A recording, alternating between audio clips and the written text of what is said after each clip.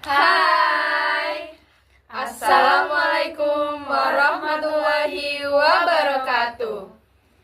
Halo semuanya, kami dari kelompok 3RB. Di sini kami akan menjelaskan analisis mengenai AMDAL, ANDAL, RKL, RPL dalam pembangunan.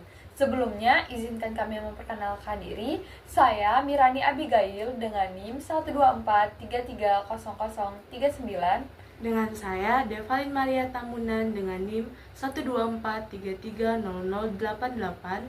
Saya Mufidatul Habibah dengan NIM 124330063.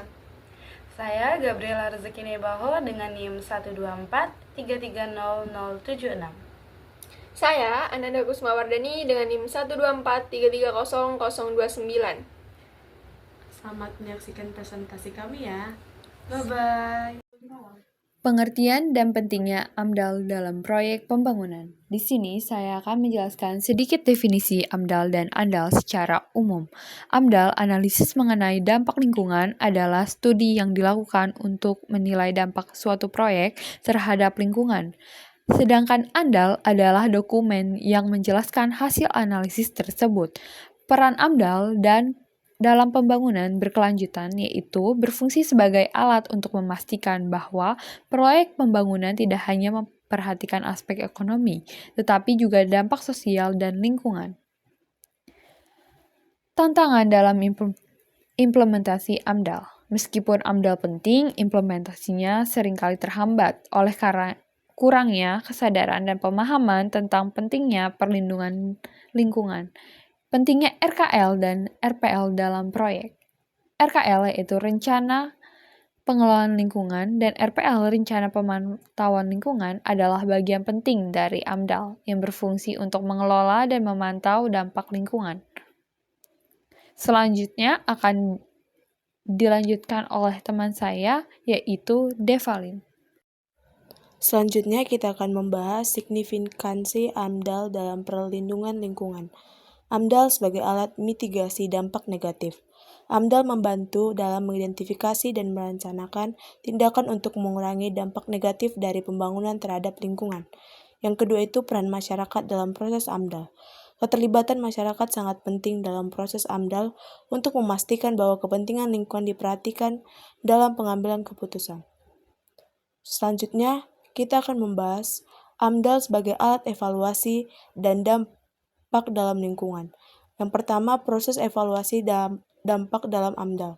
Evaluasi dalam dampak dalam AMDAL dilakukan melalui beberapa tahap, termasuk identifikasi, prediksi, dan penilaian dampak lingkungan dari proyek. Yang kedua, keterkaitan AMDAL dengan kebijakan lingkungan. AMDAL berkaitan erat dengan kebijakan lingkungan yang ada, berfungsi sebagai panduan untuk proyek-proyek pembangunan yang berkelanjutan. Yang ketiga, inovasi dalam proses AMDAL. Terdapat inovasi dalam proses AMDAL yang dapat meningkatkan efektivitas dan efisiensi dalam analisis dampak lingkungan. Yang keempat, contoh manfaat AMDAL dalam proyek nyata. Banyak proyek yang telah mengadopsi AMDAL dan menunjukkan manfaat nyata dalam perlindungan lingkungan serta keberlanjutan pembangunan. Selanjutnya akan dilanjutkan teman saya, Mufidatul. Selanjutnya ada tahapan penyusunan AMDAL yang efektif. Yang pertama, proses pengumpulan data awal. Pengumpulan data awal merupakan langkah penting dalam penyusunan AMDAL, di mana informasi mengenai kondisi. Yang kedua, analisis dampak lingkungan yang tepat. Analisis dampak lingkungan harus dilakukan dengan metodologi yang sesuai untuk memastikan bahwa semua potensi dampak dapat teridentifikasi dan dianalisis dengan akurat. Selanjutnya ada panduan penyusunan AMDAL sesuai regulasi. Yang pertama, pemahaman terhadap regulasi yang berlaku. Sebelum menyusun AMDAL, penting untuk memahami regulasi yang mengatur pengelolaan lingkungan hidup agar dokumen memenuhi persyaratan hukum. Selanjutnya, format dan struktur dokumen AMDAL. Dokumen AMDAL harus memiliki format dan struktur yang jelas agar mudah dipahami oleh berbagai pihak yang berkepentingan. Selanjutnya ada sosialisasi dan publikasi dokumen.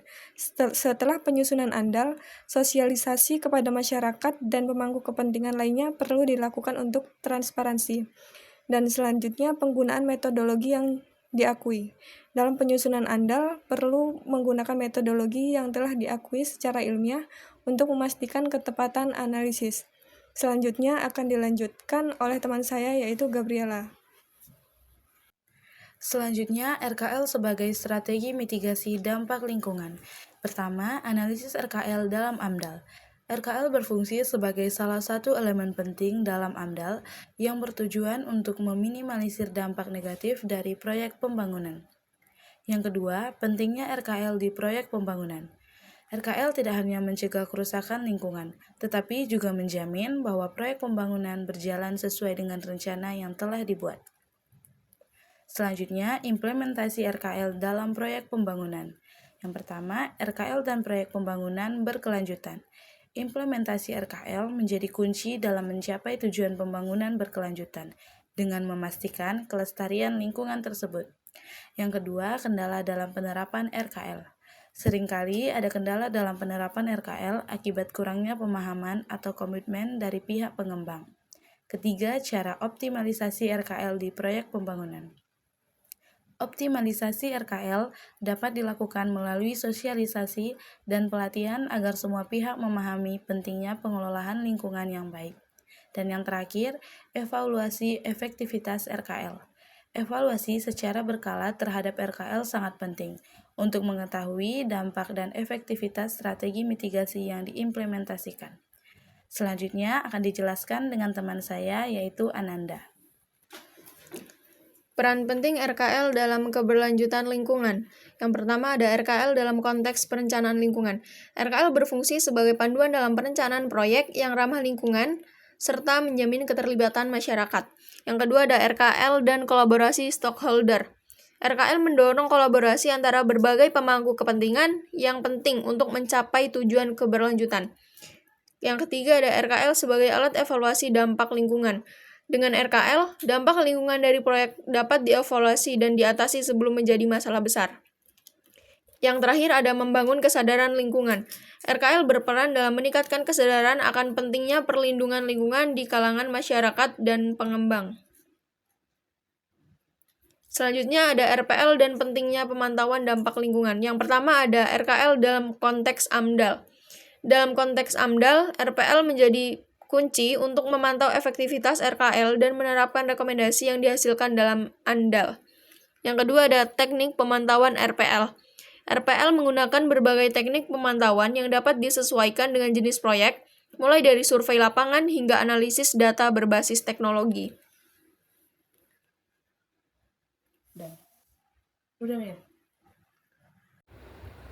Sekian video presentasi dari kami. Jika ada pertanyaan, boleh tulis di kolom komentar ya. See you!